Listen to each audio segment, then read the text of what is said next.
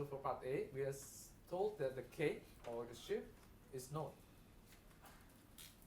So if the k is known, where is the maximum element?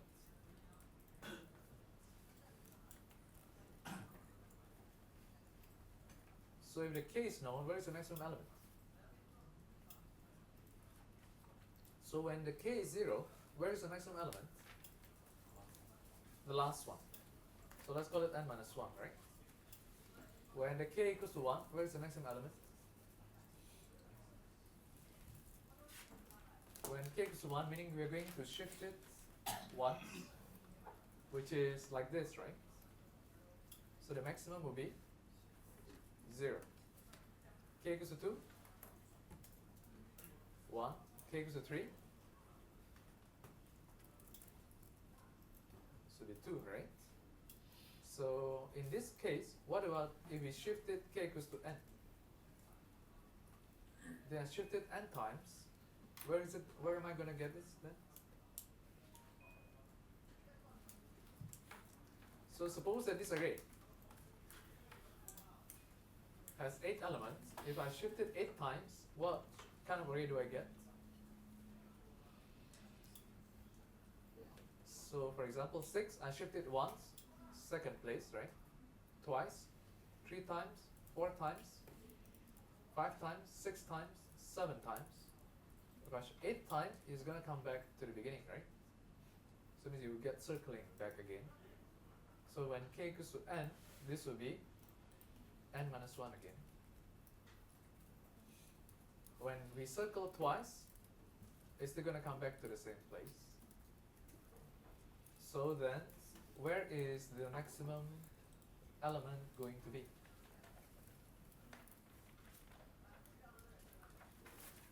So it's going to be k, right, minus 1, mod n, and this mod n is to take into account that we can circle back. Now the problem is that k can be 0. So if k is 0, then I get minus 1 here. But when k is 0, what I want is n minus 1.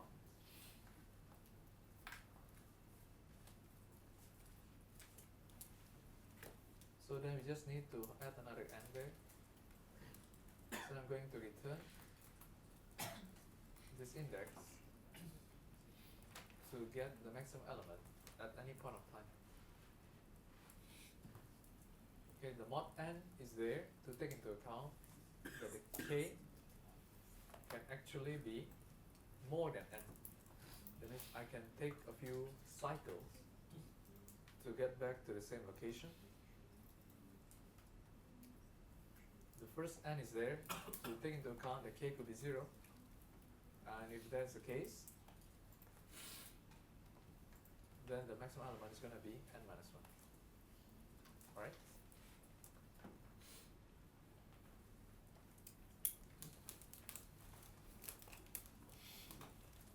Okay, any questions about part A?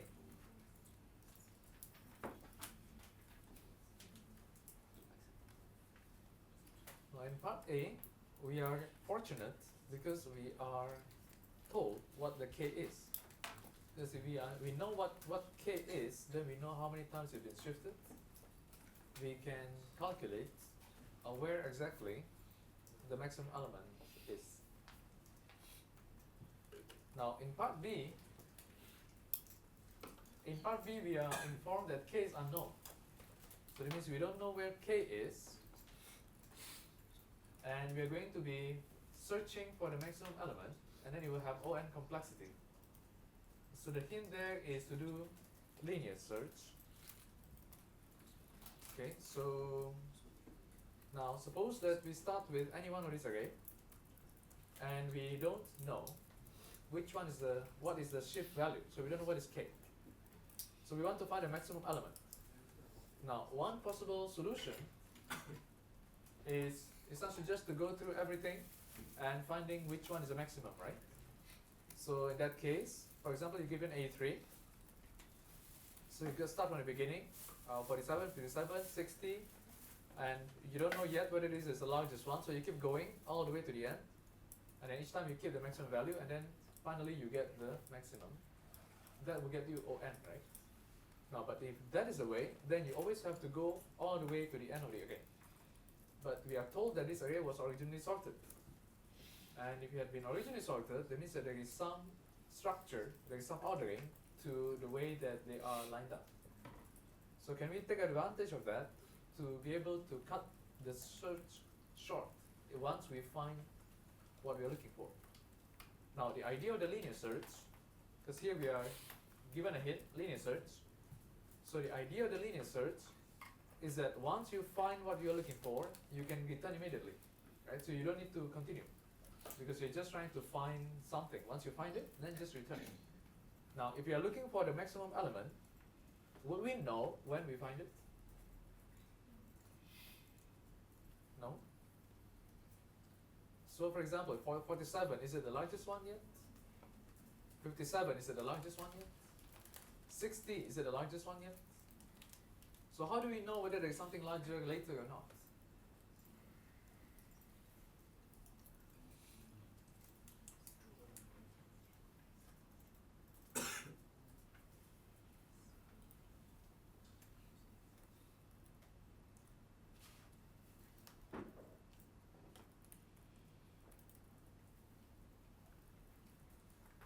So suppose that you're at 47, right?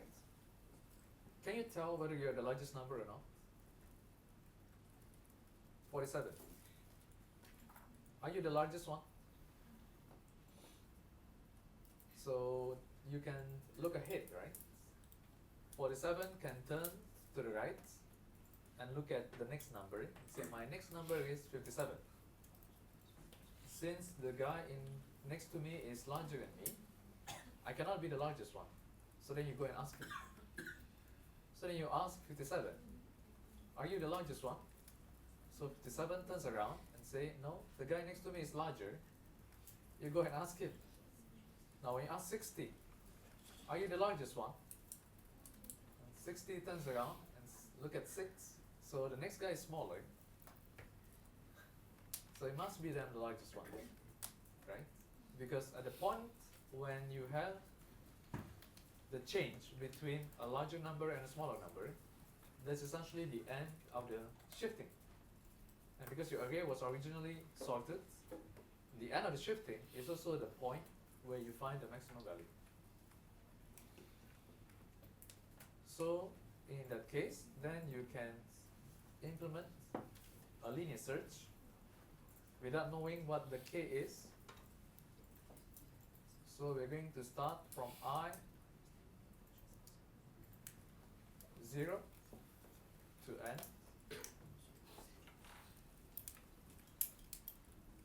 Now, if a particular number at I is larger than the number that is next to it,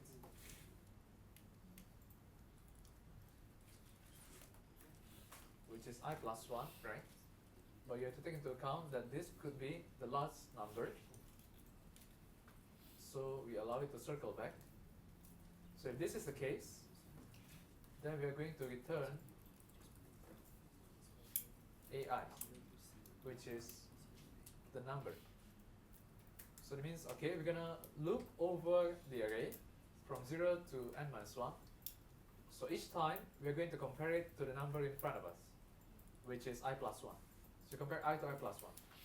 If I is larger than I plus 1, that means AI is a maximum 1, so we return AI.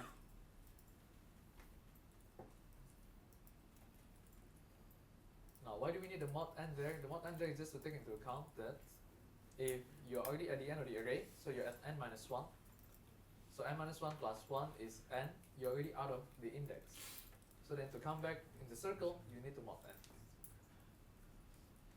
Now, if this is the algorithm, then there is only one loop here. In the worst case, you need to go all the way to the end of the array. So then that is O n. Right? So in this case, we can do linear search to find where the maximum number is.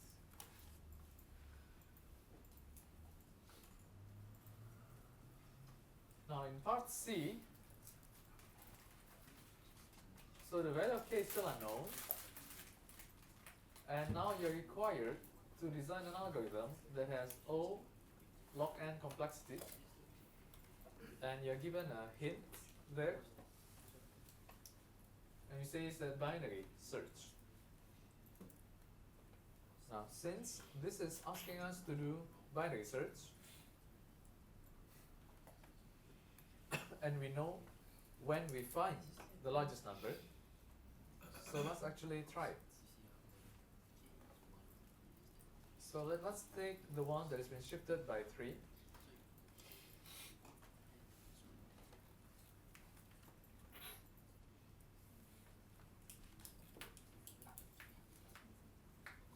Okay, let's put in the index as well, so we can remember.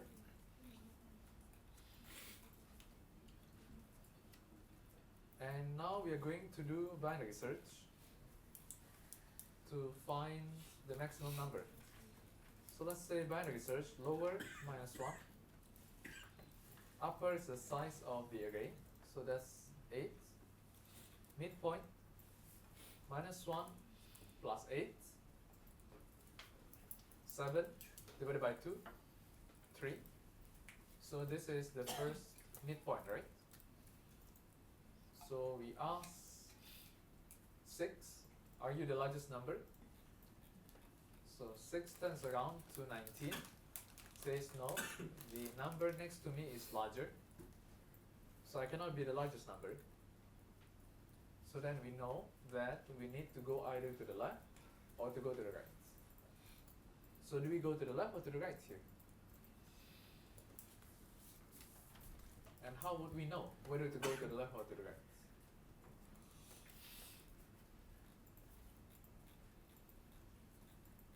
So the basis for binary search as to why it can have log n complexity is because at any one time you can cut down the search space by half.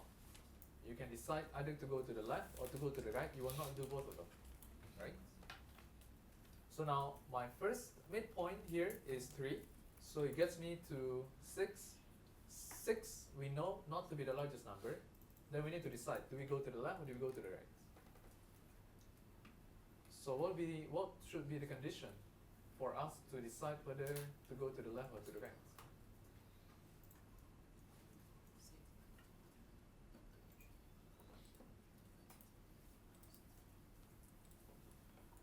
How do we know whether the largest number is on the right or the largest number is on the left?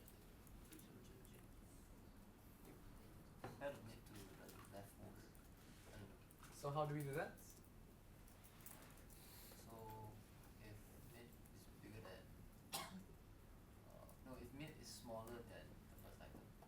Which one is the first one? 47. Okay. If it is smaller than this one, then? That means you know that the max is within that range because it should be consistently, the left must be always smaller than the right. Alright, that means there is a broken cliff somewhere, right? Yeah. So originally the number is sorted, so you expect like an increasing value, right? Then you ask them to shift. So when you ask them to shift, you are basically taking some part of this and you're moving it to the left. So the left is going to be somewhere like here, right?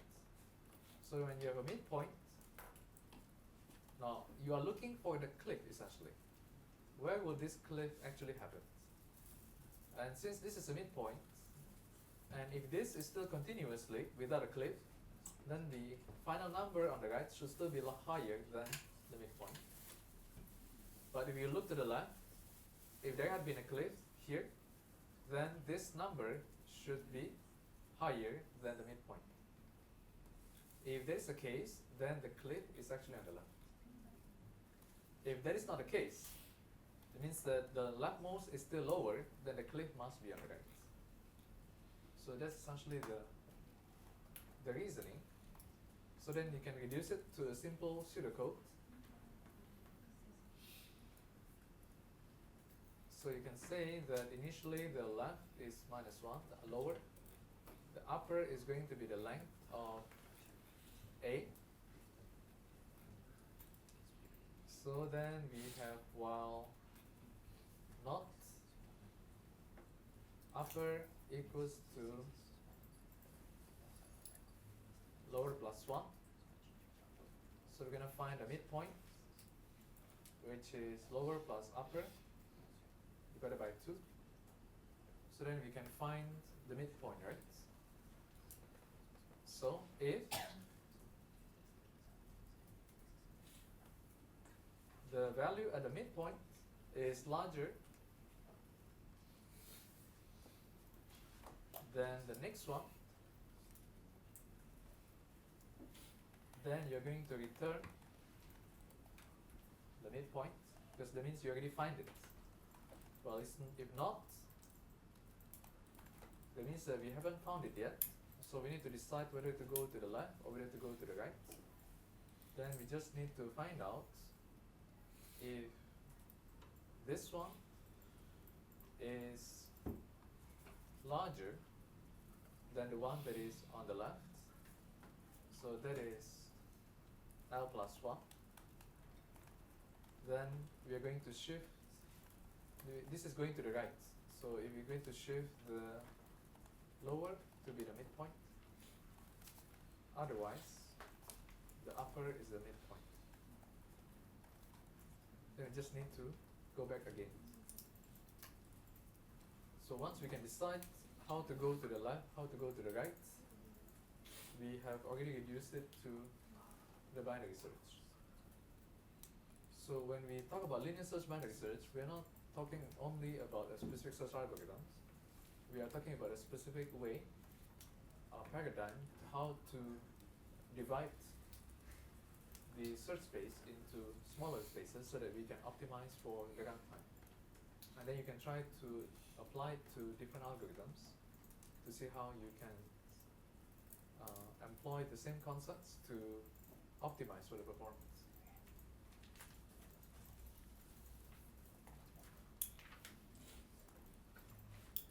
Okay, so the key part about binary search is that you can cut down the search space by half. If you have to go to the left and to the right, then you will not be able to do log n. In the end, you're going to be doing linear search.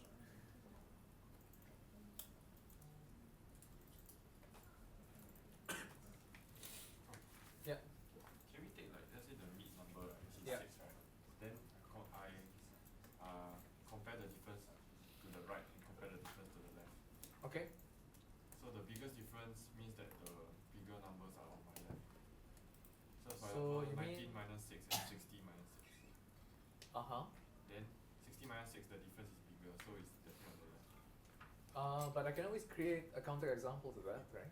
The same number. So, for example, I could put a 7 here instead of 19. Or this one could be something that, so sorry, your logic again is that I So- compare the distance, is that right? Yeah, between 6 and 19 and 60 and 6. Then I get the difference. So 60 minus 6 is 54. Then 19 minus 6 is 13. I see. So Okay. it's definitely to Okay. the left already. Okay, so but I can do something like this. So for example, if it is 8,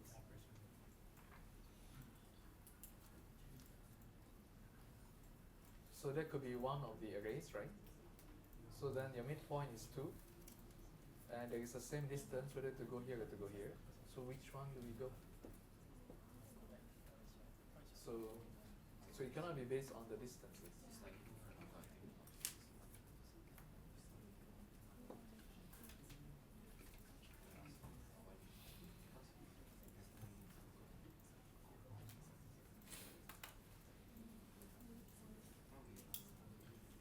Alright, other clarifications about this one?